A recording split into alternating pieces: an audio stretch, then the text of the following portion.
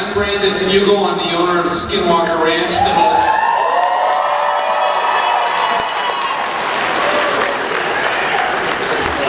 Thank you. What a privilege it is to be with you. It is truly the most scientifically studied paranormal hotspot on the planet. There is no BS there. My deal with the History Channel was number one, nothing can be faked, fabricated, or contrived. Number two, they had to use my team, who I've known, well, Dragon and I have known each other since we were missionaries together at 19. But some of us we've known each other for a long time. So this is totally authentic. We never thought we'd ever open it up to the public. The History Channel Jedi mind tricked me into doing the deal. But it is such an honor to be with you. I'll make introductions and then pass it to our moderator. I want everyone to give a big round of applause to our moderator, Attorney General Sean Reyes.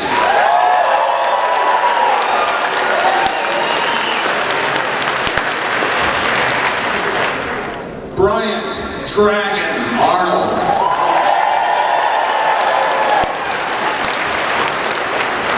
Head of Security. Thomas Winterton, my Superintendent. Caleb Bench, Security. Who is also active law enforcement. We have not only the top law enforcement officer in the state of Utah right here, but we actually have Caleb, who is acting law enforcement out in the basin, and then Jim Morse.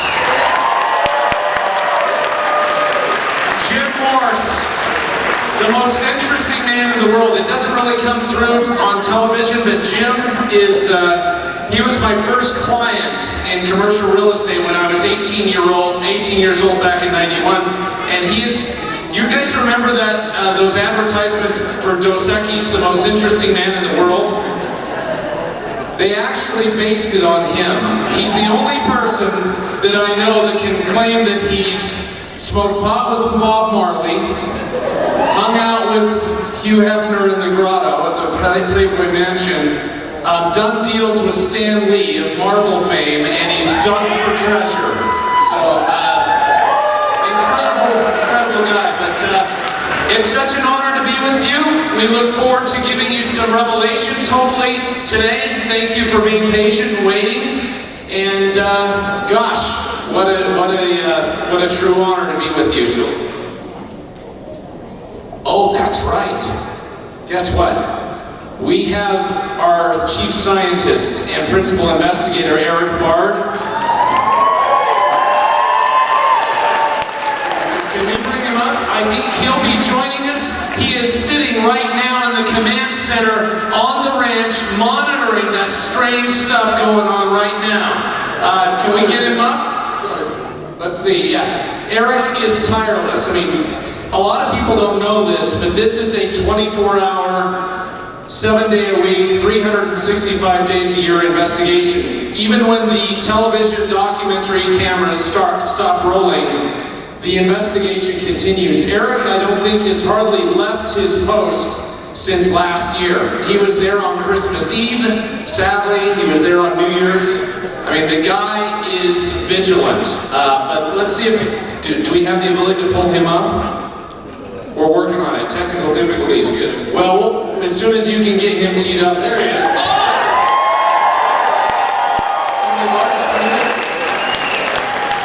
Make him full screen if you can. Eric, can you hear us? Oh, we're muted. Hey, Eric. Another cheer.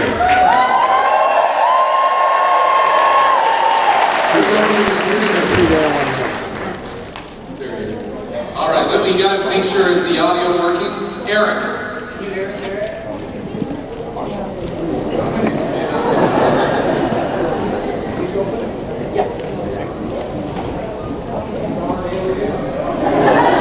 It may be. We really do have constant equipment malfunction out there. It's frustrating. He looks good though, doesn't he? He does. That's not a green screen behind him. Those are the actual monitors and scientific equipment there. Can you hear us, Eric?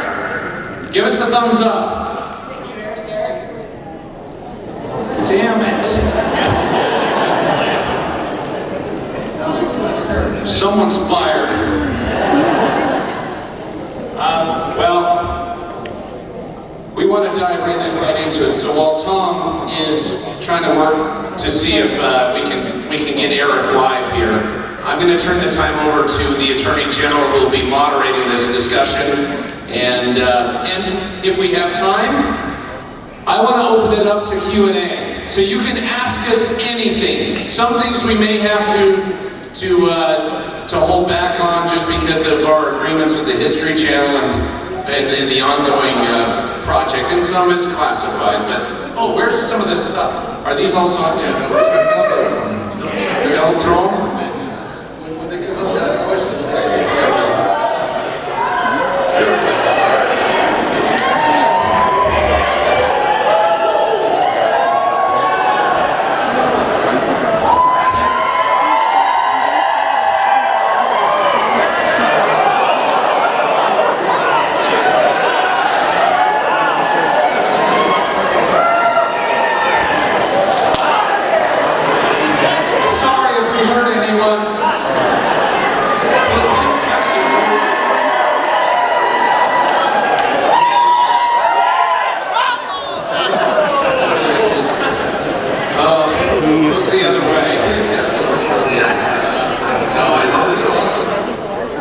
Okay, let's dive in. Hey, all right. Hey, let me ask this. FanX Nation, how are you feeling right now?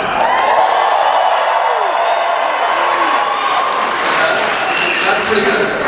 Let me ask you this. If you are a real Skinwalker Ranch fan, I want you to stand up. Let me see. Really fast.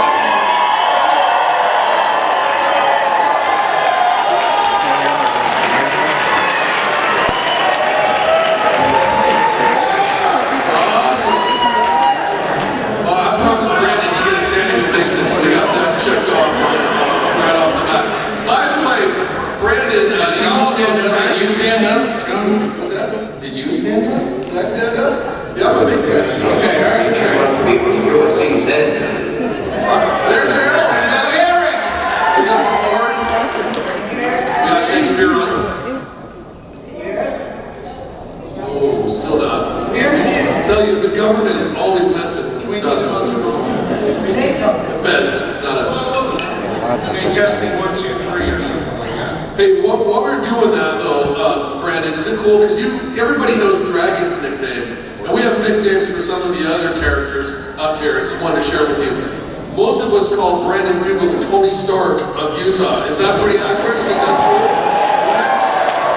Yes. I call him my son. Well, he was my father in the mission field. How about, it's Uncle Jim Moore's down there, right? Yeah. You guys fans of Uncle Jim? Give me a hand. I know they probably have their introductions, but I don't know why this isn't. Do you know what's going on with it? Caleb, you know what your nickname is? I don't.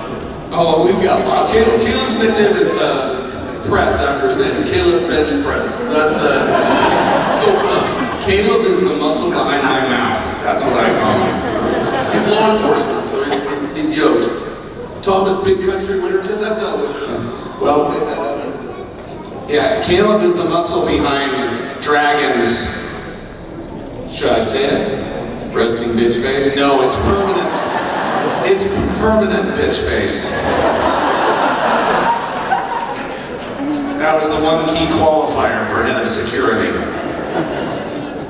Well, Brandon, I got a bunch of different questions, and I want to ask a couple so we can get them out of the way and then let the audience start peppering you all with questions.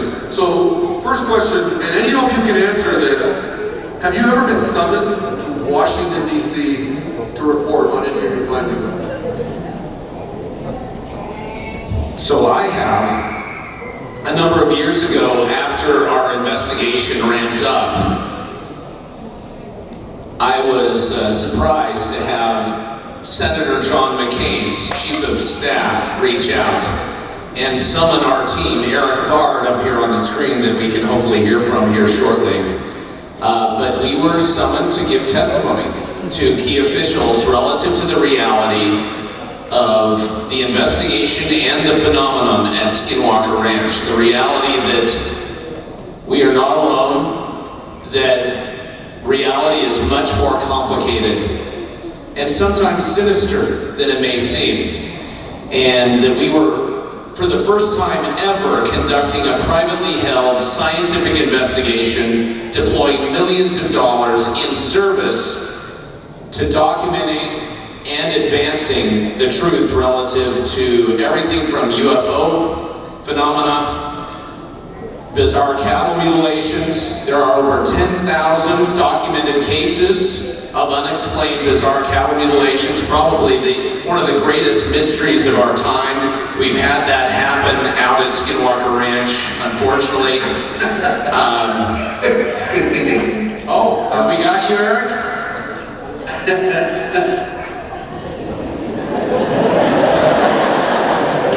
Well, at least it's something is amusing him.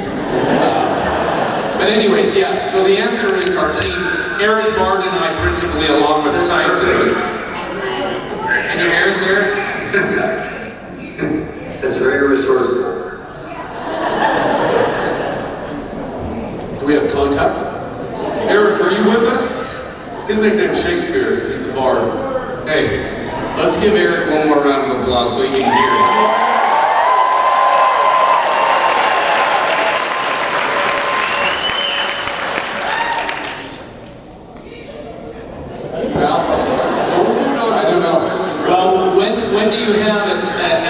Docu-series where the chief scientist would be beamed in straight from the site. Why would anybody cheer for me? That's hilarious. What is he saying? He said that was for him. That's hilarious. Okay, I'll be your son. What is it like to so that's Eric. He can participate in this question. This is one that everyone's going to answer. All right, and we'll start with Dragon and just go down the road. What was your favorite episode from all the seasons? That's easy. Season 3, episode 4. Telescope night, UFOs, bending lasers, all the crazy shit. Yeah. For the longest time, I didn't see anything or experience anything. I'd spend weeks on end at the ranch, quiet, peaceful. I'd leave for a weekend, all hell would break loose. These guys called me the UFO repellent for quite a while. They don't like that face, apparently. But yeah, now, we've seen some things. I went, much like Brandon, I went from a skeptic to a believer to now an experiencer. That stuff is real, and I don't know how to make sense of it in my brain. It's really strange. Thanks, Greg. By the way, before we get to Thomas, I had a question someone asked. Because you don't spend a lot of time smiling. What do I have to smile about, Sean? What work does for this guy. What does make you smile? I think I've got an idea. I think that your fans just want to know. I smile all the time, actually. TV cameras must make me not smile, or else they just don't show it. It was interesting. We did another panel, and people were like, "We didn't even know you had teeth. They never show them on TV." But yeah, I do. See, but I can turn it off if I have to. Well, I can tell you, fishing makes me smile. That's true. That's true. He's a great fisherman. All right, Big Country. Yeah, this guy's actually the one that makes a lot of fun out there to film. He's always got us laughing, so they just portray him that way. My favorite is the same as his. People ask me, what's the most disturbing thing you've ever experienced? Well, it's not the scariest. The most disturbing thing happened that night on the telescopes. And it actually...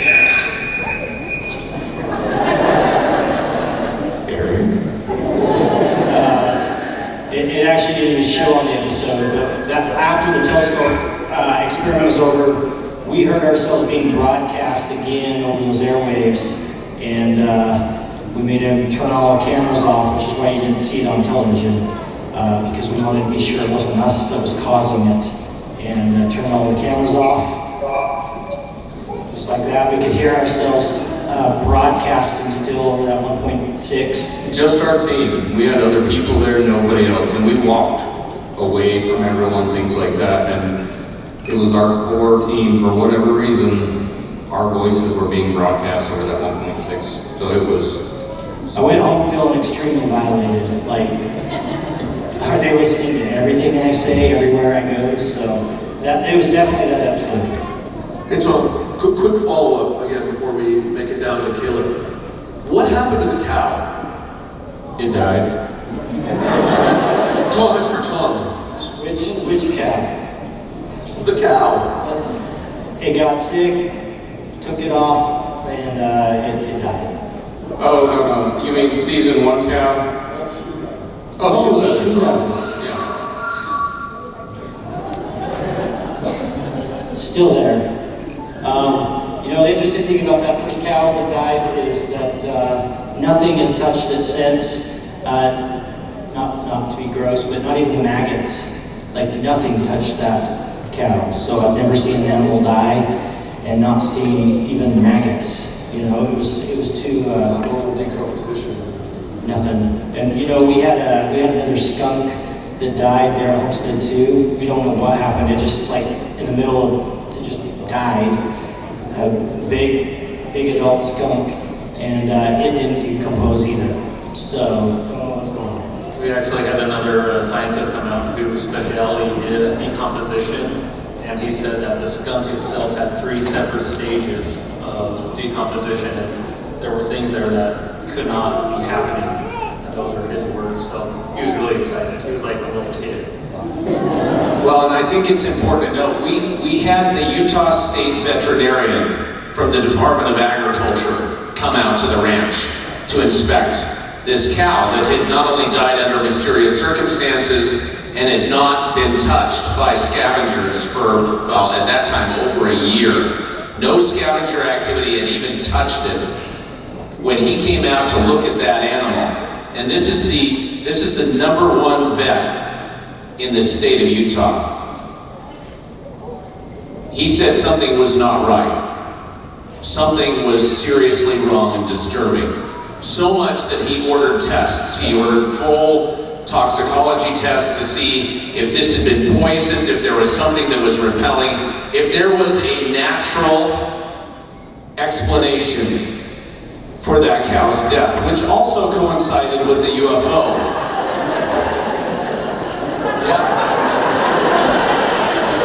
Yeah, until his headphones. Oh, good. Is he going to be on with us finally, or is he just... Anyways, we had UFO activity. We had a UFO captured on camera above the cow right when it was dying. We had 2 smartphones, both an iOS device and an Android device, both simultaneously wigging out. We had elevated gamma radiation, all caught on camera, documented. And then after a year had passed, brought out the State Department of Agriculture's top veterinarian, and there was no natural explanation. They ran the tests, and he just shook his head. Pretty compelling. And that's what we tried to deliver to the public is really compelling data. Data and absolute evidence relative to this high strangeness. Some of it's disturbing, some of it's not, but it's real. Well, I like that quote, if something is not right.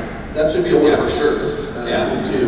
By the way, if you have any ideas, check in the website. There's a great website. Oh yeah, www.skinwalker-ranch.com. We actually have a 24-hour live stream from the ranch, believe it or not, and you can plug into. Again, who does this? In the history of all these topics, who has opened up essentially the private Area 51 to public scrutiny and public attention? No one.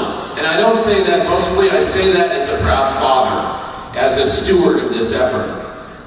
Caleb, as both law enforcement, full-time law enforcement in the Uinta Basin, and also assisting in Dragon, what was your attitude when you first came on the ranch? I was pretty open to it actually. I've been a huge fan growing up in the 90s. I knew Star Wars and Star Trek and Warhammer and things like that. And, I'm very spiritual, and so I wasn't like shut off to the idea that crazy things were going on out there, but I was, kind of skeptical that, giant wolf-headed people were walking around or something like that, which I've never seen anything like that, but I've definitely seen other crazy shit out there that I can't explain. And Travis and I have had a pretty close encounter with something about 20 feet from us, and we've talked about that, and we're actually finding out from some other guests that lived there in the past that they were seeing some of the exact same stuff that Travis and I were seeing. So I've had a lot of experiences out there, so I'm definitely wondering what's going on, so I got a couple different ideas. Yeah. Hey, Eric, hopefully we can engage. What has been the most compelling thing that you've seen, experienced in your time there at the ranch? Well, Sean, it would have to be episode. Can Eric hear? Thought we were moving him. Oh shoot, he's just eye candy this time apparently. Well, Uncle Jim, what is the craziest thing that you've seen on Skinwalker Ranch since you were brought on? Jim was the first person to actually see the ranch with me. So the first time I saw the ranch was from helicopter flying in to essentially escort Bigelow security off the property and bring our team on. And I'd asked Jim, who is a semi-retired developer, entrepreneur, someone who has worked closely with the Native American tribes, to consider being the community liaison. And as we flew in on that helicopter for the first time, he was pretty skeptical. What has happened? Is there any one thing that jumps out that has changed your whole perception or left you, well, why don't you go out there at night? Why don't you like going out there at night? What happened to you? Well, I'm scared of cats. So that ranch is a phenomenon. I'm a military police officer. It's a ranch that I observe, and at times I want to observe from a distance.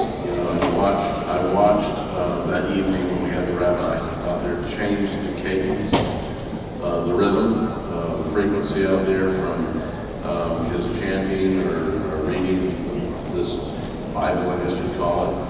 And I witnessed firsthand, this, I guess you'd call it the shapeshifter of the trees. And it wasn't a figment of my imagination. It was the real deal. I've been out there with Michelle. We've seen the red eyes. It's been interesting to get up there and try to manage the people that live out there. And I'm not going to say, I've always had a real interest in the culture, the Native American culture.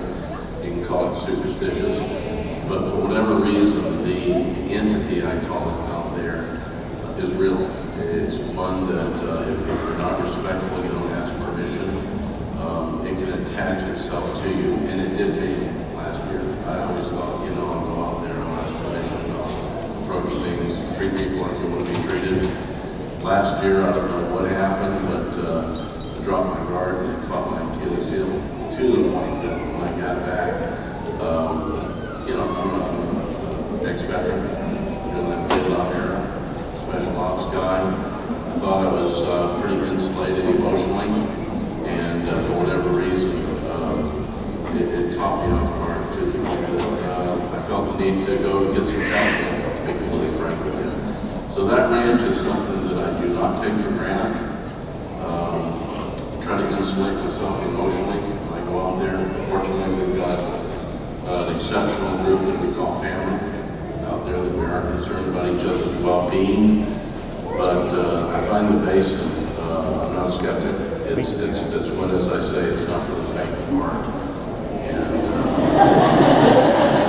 I'm the old man at the sea. I'm the old man at the sea, I'll tell you. There's times that when I get off that ranch, I thank the good Lord that I'm off the ranch, to be honest with you.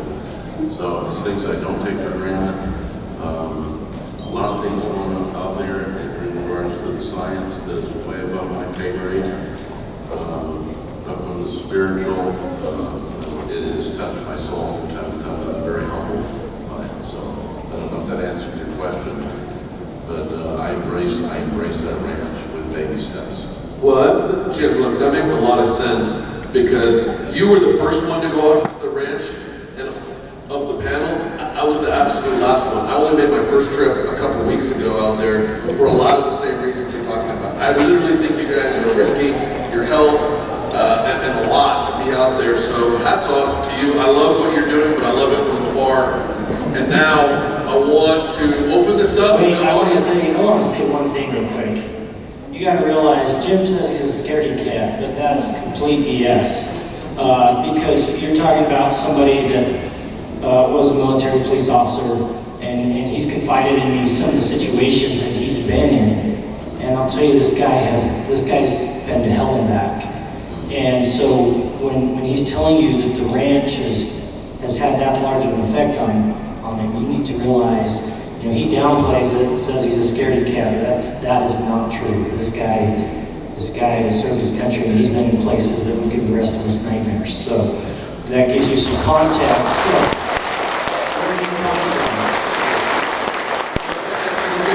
I don't think Jim Morris is scared of anything.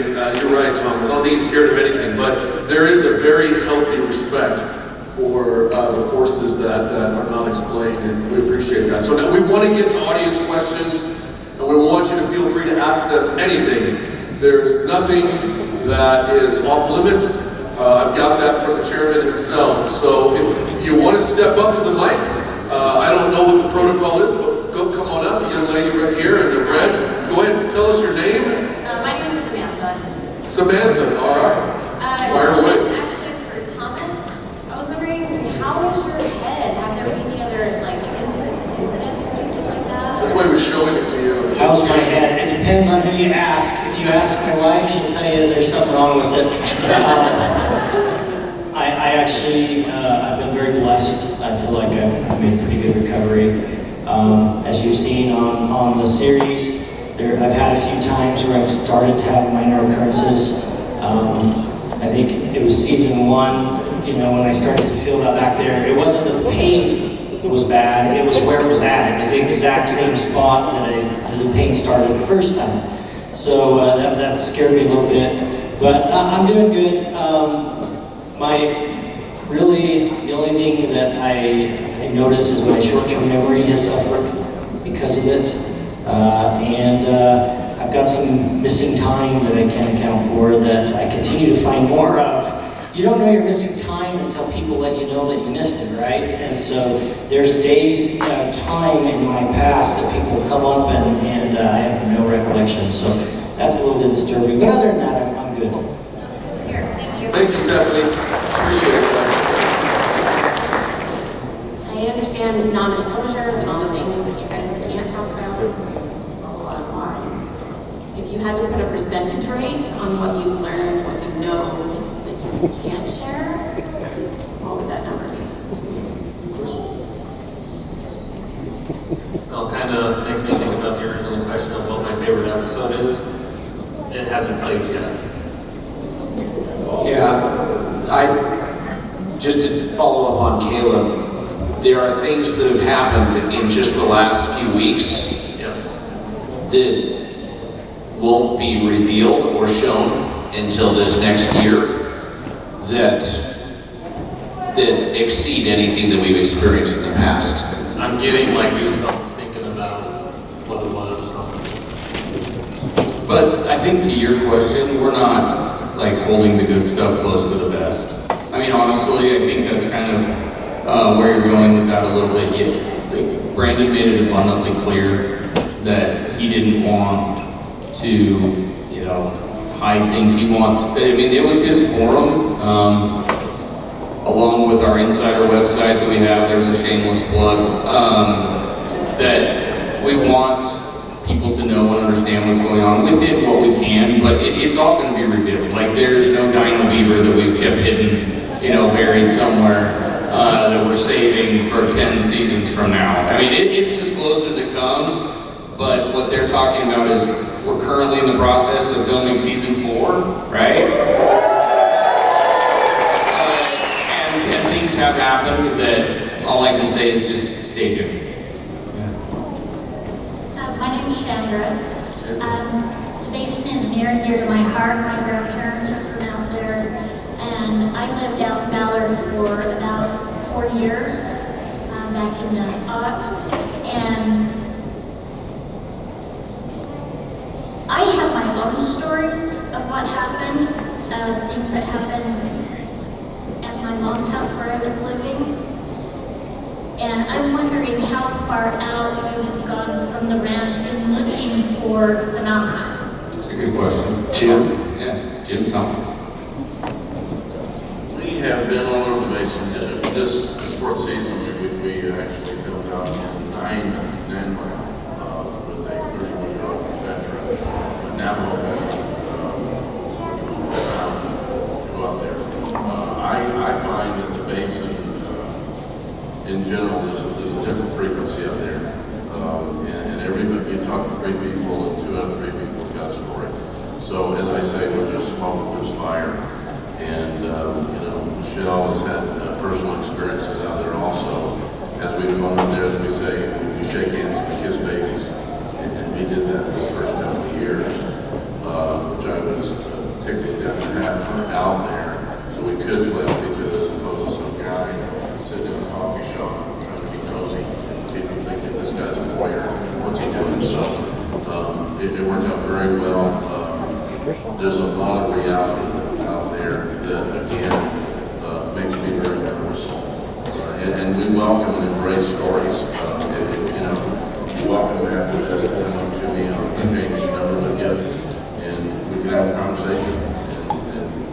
So, thank you.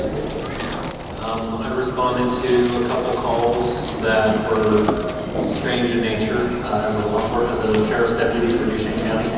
I've actually had a couple other officers tell me some experiences that they've had, and out of respect for them, I'm not going to share any of those. That's kind of their story, only because they knew my connection with the ranch, but they shared those with me and go, I'm not crazy, and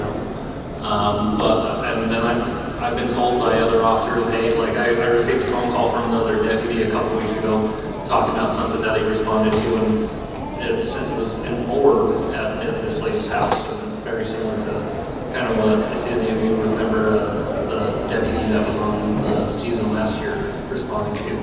So we've had some... Needless to say, the phenomenon is not confined to the barbed wire fence of the 512 acres of Skinwalker Ranch. No. Yeah, the Uinta Basin is a very interesting place, and as Jim mentioned, the energy's there, and we always go out looking for others that have had experiences, and it's been cool to have people that, as children or young people, were too ashamed to talk about the things that they saw because they'd be deemed as a crazy person or something like that, now come forward. That's some of the reward of what we're getting for doing the program, putting this sort of thing in light so that people are willing to talk about stuff that's real. It's real. Hey, I was just wondering, Travis talked to the guy from SETI, and my question is there a possibility of maybe getting something out there from SETI to listen to that signal, and so that like maybe the insiders could assist? Good question. The answer is yes. Well, y'all, what you got to do is you got to call City. Yeah. The answer quickly is yes.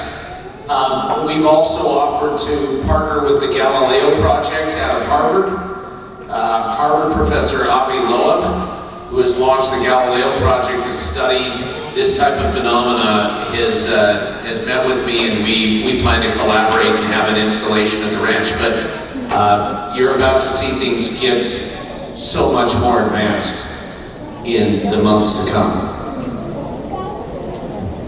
My name's Reyes. I was wondering if you guys could change what you're doing, what would you do?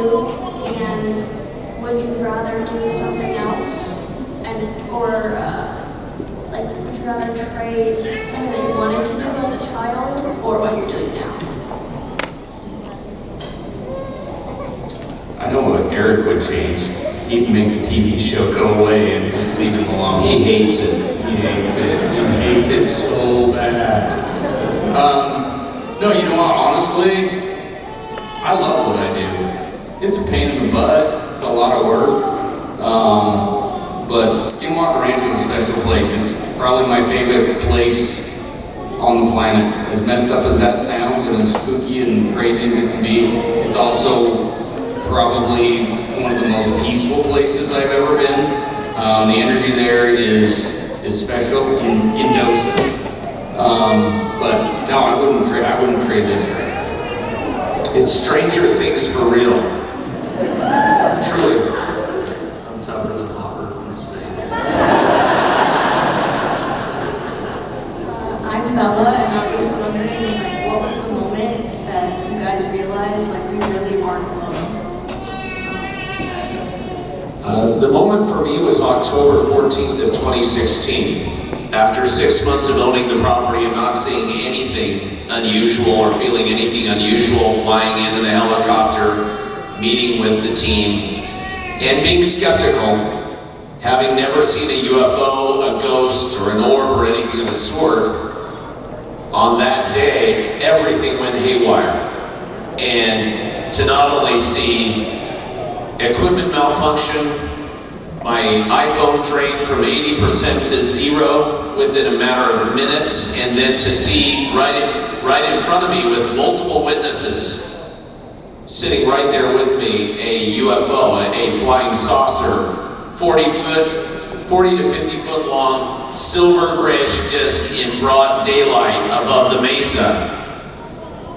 I went from open-minded skeptic to experiencer, and I can't deny it. I mean, to deny it would be so dishonest. And to have multiple witnesses that viewed the same thing that day. There were also some other things that happened. One individual ended up in the hospital for 3 weeks following that day with strange illness. He was a 6'6", huge hulk of a man that was there as security. That day changed everything. And I'd say from that day forward, that's when we started installing the military-grade gated entrance, the guard shack, the 40 surveillance cameras, the infrarsonic sensors, everything that you see now. All of that existed long before a television series, just so everyone knows. The investigation was active before anyone even knew that we were involved, or that I owned the ranch. We had no intention, really, opening the gates until the History Channel persuaded me. Hi, my name's Maria. My husband and I have been watching you guys from day one, really enjoy it. I feel like there's like two buckets of things going on here. You've got the Native Americans and the Skinwalker, and the things that you were saying. And then you've got all these technological things, the UFOs, I remember Travis in the helicopter saying, the controls were saying something was flying, 4 feet underneath them, but you couldn't see anything. And so sometimes I'm watching a show, I'm like, okay, where are we going with this? To me, this is like two different things. Are you seeing two different things, or is this all one combined? I don't know. I get confused when I'm watching the show sometimes. I'm like, where are we going with this? Is it both? Is it one? But I wish it was only two, honestly. I would say it's way more than two. Yeah, I don't know. It's a mishmash of all different types of phenomena. I think, again, it goes back to the energy that's there in the basin. You have a strong historical energy from the spiritual side with the Native Americans and everything, the Lord, the Skinwalker and everything. And then, for whatever reason, UFOs like to show up. So, when we see stuff, we're just going to document it. We're not, like when you say, where's it going? We wish we knew. We're looking for a needle in a crazy-ass haystack. Florida. Yeah, people ask all the time, is it aliens? Is it extraterrestrials? Is it interdimensional or multidimensional? Time travelers, perhaps? Or is it angels and demons? Is it spiritual phenomena? Are we dealing with Satan? Who knows? The honest answer is yes. all the above. I think the data shows that we're dealing with a diversity of phenomena for whatever reason that seems to converge on this place. The veil between this dimension and other dimensions, this realm and other realms is thin. There really is evidence of potential portals or wormholes on this property. Anyone who saw it, did everyone see the episode with the rabbi? Okay. You remember the FLIR camera, how it picked up within seconds, everything changed, the whole environment? And right in the gateway, the doorway into Homestead 2, you remember it was black. Who went to go to walk through that doorway? What did you guys experience? Well, as a kid that grew up with a family that delivered groceries, we had a big walk-in freezer that was below zero. It was like walking into that, except for instead of the cold going from outside in, it went from inside out. Right, we got 10 more minutes, so it's probably We'll try. the last We'll do our question best. on the back. Is there another conference in here after this? All right. Oh, hey. So you alluded at the very beginning something about some things that you weren't able to share. Have there been any content to the show or discoveries that you guys have had that you've been prohibited by the government from sharing with the public? And if there are, no? No, I'd say that the biggest challenge with the docu-series format is so much ends up on the cutting room floor. 90 to 95%. There's so much that happens that doesn't make it for whatever reason. We do have the data, we're compiling that. A lot of it we share on our website, and we do think it is the public's right to know. We consider our role as stewards of this ranch seriously, and our intention is to share it with all of you as fellow discoverers and hopefully bring, I think, new light to the phenomena, but so much doesn't see the light of day, but it's not on purpose. It's just... But to answer your question, there's a reason why Brandon has, at great expense, kept the ranch private, hasn't taken any money from any government entities, anything like that. It's self-funded by Brandon because of that reason.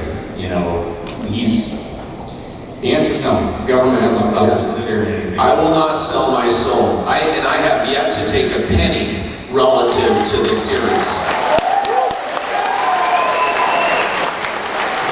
True story.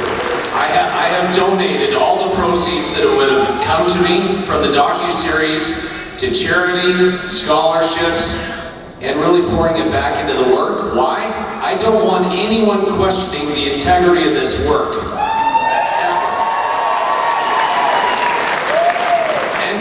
And to the skeptics, I say, bring it on. Bring it on. Try to disprove us. Hi, I'm Josh, and I'm an alcoholic. Hey, Josh. Diet Mountain Dew is fine, Josh. I guess my question would be, do you guys ever intend to allow a tour or opportunities for amateur paranormal investigators to come on the ranch? You know, the liability is such that, honestly, I appreciate what you're doing, investigating everything, but you are amongst about how many million requests do you get for that sort of thing? So the liability and not only that, every time you introduce a new person or something to the ranch, it messes with the scientific effort a little bit. That's why Eric's so annoyed by the TV show. I mean, he's angry. If it was up to him, no one would live there, and it would just be kept just, you know. It'd be a sterile lab. It'd be a sterile lab. So, he really doesn't like it. So, yeah. Well, I just to say, I spent a couple hours with a representative from our insurance company not too long ago, and I can't remember how many times in the course of conversation he wanted to make sure that we're not letting people come on.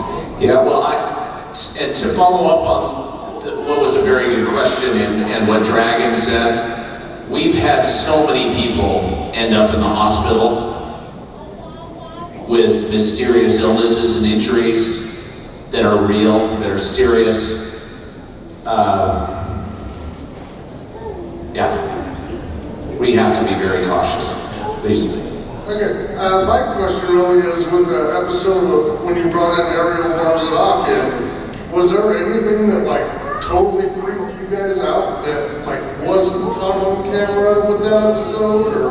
Well, I think Jim mentioned one of those really things. interesting, honestly. Yeah, I think Jim mentioned one of those things. I think others experienced seeing things that were not captured on camera. So, yeah, there was a lot. We did not expect any of that.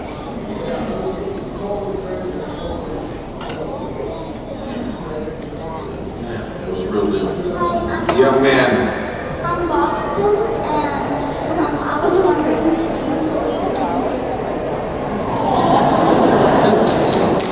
Hey, great question, buddy. And thank you for having the courage to stand up here. That is not easy. Nice work. Hey, I work on Skinwalker Ranch. Who am I to say it doesn't exist? So yeah, I'm gonna say yes, I do believe in Bigfoot. Have I seen one? No. Hell yes, I believe in it. Yeah, 6 years ago. 6 years ago, I would have said no. Now I'm with Dragon and everyone. I don't even know what reality is. That's kind of funny that he brought that up, because this year we've been joking that we're going to be doing something and Bigfoot's going to walk behind us, and we're going to be like, oh, hey. Be like, hey, leave us alone, we're looking for aliens here. Yeah. So yes, I think we're open to it. Yep. Good question, buddy. Thanks for coming. Thanks, Paul. So I don't know if you guys have done this yet, and I know like you're behind it, digging, but where you guys have drilled into the mesa and found that metal, have you ever thought about going farther and getting bigger machinery out there and digging up the mesa? Yeah, we think about it all the time. I'll just say stay tuned.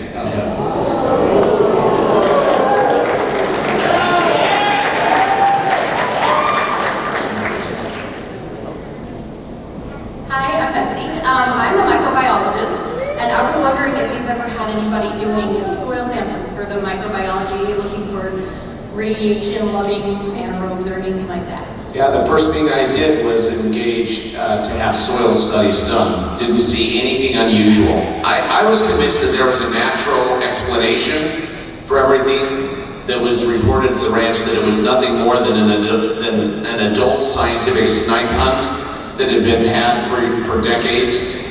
Nothing was found in the soil, and We've done lots of soil samples and water samples, and a lot of them just come back normal, like there's nothing special there. there's no even though the radiation shows up strangely in tandem with other unexplained activity, it's transient.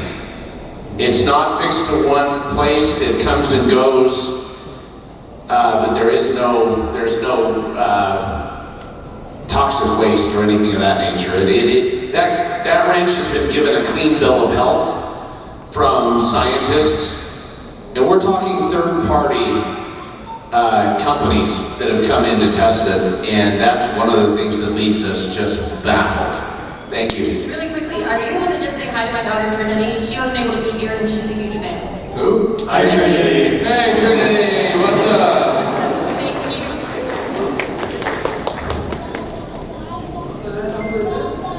So I have to tell you guys, there are a lot of members that ever remember that ranch. It scares me watching it on TV. And my South Park has to know, are the alpacas okay? Is it the rest of the house is okay? Yes and yes. We got after the alpacas got attacked, we got them off the ranch. There's actually a ranch, I don't know exactly how far away from our ranch it is, but it's in the local area, and they came and picked them up and took them because they had other alpacas. So ours went, joined another herd somewhere, and last we heard they're healthy and happy. People don't realize with that, like people don't realize with that, like literally those alpacas came at like 4 o'clock in the afternoon and they got attacked that night at like in the middle of the night. It was literally, Like, our goal was to put them in a safe place. They literally were still there until we had the blade, and that happened. So, no, we're not using animals as lab rats on Skinwalker Ranch, PETA, I promise. Thank you. My name is Carlos. It's November 19th, 2000. November 17th, I was embarrassed. November 17th, 2019. We weren't in the Uinta Basin, not even close, but exactly what you described, exactly to the T. We first-hand witnessed, unfortunately, I don't want to witness it, we saw. I'm usually work out. I'm in the middle of hiking. I've been hiking for 20 years plus, a couple times a week. And next day I went up there and just checked on it. Nothing touched it. Fresh. Still showed the picture to my friend, he's a butcher, and his jaw dropped. John, this is laser precision. So I'm just kind of confirming what they're saying. It's real. Yeah. It's disturbing. Yeah. And then the second experience I had was in the San Juan Mountains, doing some hiking over there, and in the middle of the night, I don't know if you guys have ever heard this, a mechanized humming. You've heard mechanized hummings. And so I was baffled, what is it? I didn't wake my wife up because I don't want to scare her. Well, we appreciate you basically cooperating on our stories and our experiences. Thank you. We appreciate that. Thank you. Let's go and leave it at that. Hey, awesome.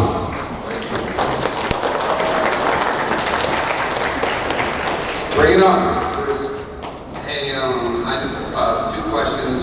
First one, I was wondering if you could give a shout out to my wife who's a fan. Her name is Gwendolyn.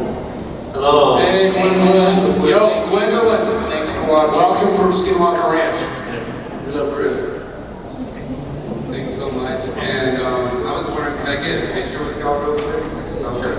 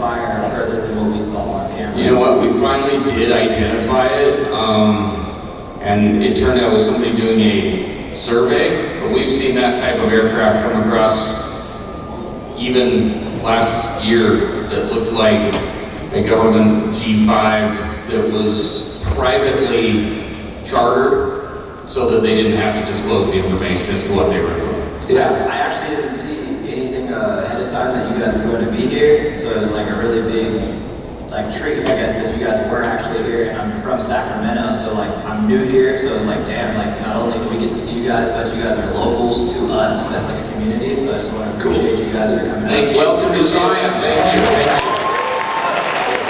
By the way, on that note, any of you saw in season 3 the kickoff episode with Governor Gary Herbert, who'd been asking me for years to come out and be briefed on the ranch. When Governor Herbert was being briefed and Eric Bard noticed something in the command center in the airspace above the ranch, that was absolutely real. That Gulfstream 5, a $60 million fully instrumented aircraft licensed to the National Science Foundation, was doing something strange. Let's get this young guy here who's got the courage. Last question, sorry, there's other people. Pull it down, it's okay, there you go. Okay, I have 2 questions. Are there snakes in Skinwalker Ranch? Yes, no, I haven't seen rattlesnakes, but we got snakes. Okay, one more question left. We got to wrap. Do you like snakes? I hate them.